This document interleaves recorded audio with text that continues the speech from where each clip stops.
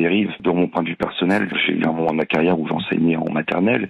Ouais. Et quand j'ai lu et monté un projet sur l'histoire des 3 petits cochons, j'ai eu un tiers de la classe d'enfants qui pleurait.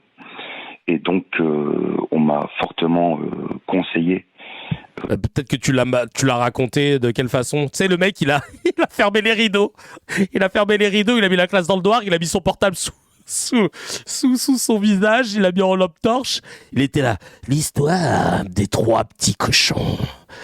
Le premier petit cochon était dans sa maison de paille. Du point de vue des parents, Il pleurait à cause du loup ou il pleurait à cause des cochons? Pardon, je suis... À cause du cochon. Parce qu'on peut pas parler des cochons. Tout à fait. Alors, je ne veux absolument pas stigmatiser une religion. Oui.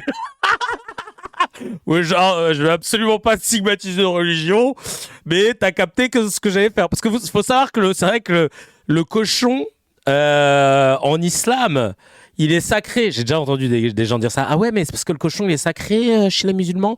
Il est sacré. Mais il ne faut pas mal parler de lui. C'est pour ça qu'on le mange pas. C'est parce qu'on le respecte. Avant le triomphe des mollahs, ils ont réussi non seulement à faire porter la barbe à toute une génération, comme tous les passes d'Aran, 3 hommes, nous sommes 4 sur ce plateau, 5 sur ce plateau, 5 hommes, vous êtes 4 aides barbus.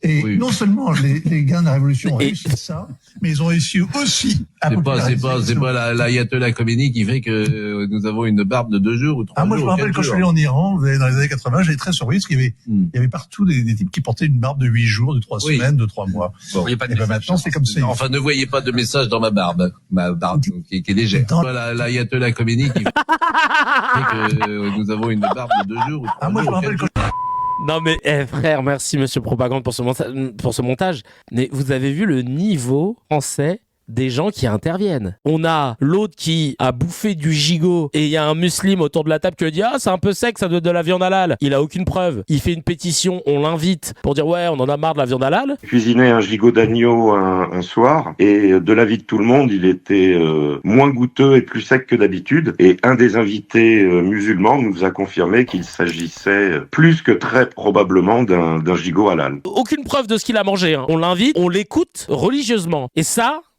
prend des tales, hein. Les gens qui animent ces émissions, hein. Ils prennent des 10, des 15, des 20 cas, voire plus pour Pascal Praud, pour laisser passer des couvapisses qui sont là à te raconter des trucs de marbré dans le plus grand des calmes et avec du sérieux.